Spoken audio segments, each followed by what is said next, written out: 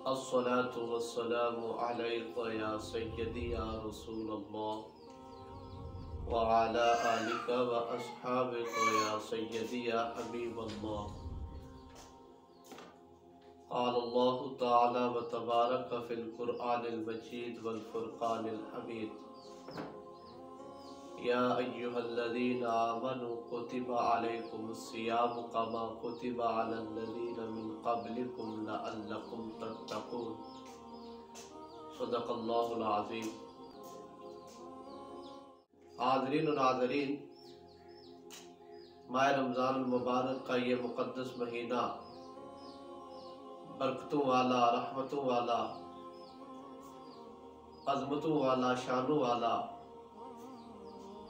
رب تعالیٰ کی ذات ہر ایک اہل ایمان کو اس ماہ مقدس میں زیادہ سے زیادہ اپنی یاد میں وقت گزارنے کی توفیق عطا فرمائے.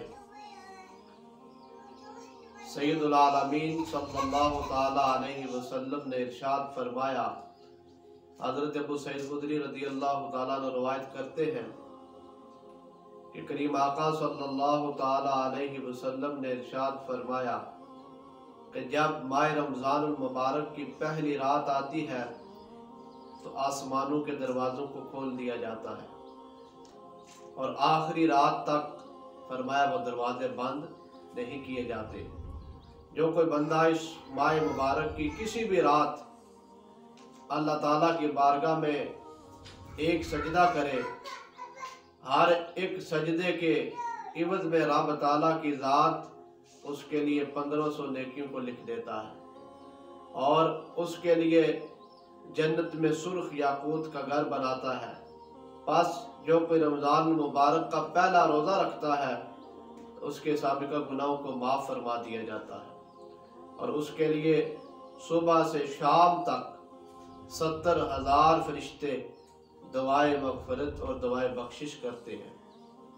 رات اور دن میں جب بھی وہ سجدہ کرتا ہے اس کے ہر سجدے کے بدلے اسے جنت میں ایک ایسا درخت عطا کیا جاتا ہے کہ اس کے سائے میں 500 سال کی مسافت میں اگر کوئی گھوڑے پر سفر کرے تو اس درخت کا سایہ ختم نہیں ہوگا. یہ ماہ مقدس اتنی برکت والا، اتنی شان والا، اتنی رحمت والا. قرآن پاک میں رب تعالیٰ نے ارشاد فرمایا: یا ایہا الذین آمنوا کتب علیکم الصیام کما کتب علی الذین من قبلکم لعلکم تتقون، کہ اے ایمان والو تم پر روزوں کو فرض کر دیا گیا جیسا کہ تم سے سابقہ لوگوں پر روزوں کو فرض کیا گیا تھا. اور روزوں کو فرض کرنے کا مقصد کیا تھا؟ خلاق عالم نے قرآن پاک میں بیان فرما دیا: لعلکم تتقون، تاکہ تم متقی بن جاؤ، تم پرہیزگار بن جاؤ.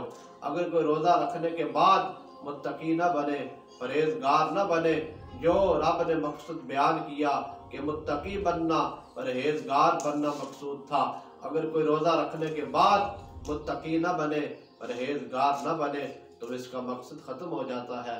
رب تعالیٰ کی ذات حقیقی معنوں میں روزے کا جو مقصد ہے ہمیں وہ پانے کی توفیق عطا فرمائے.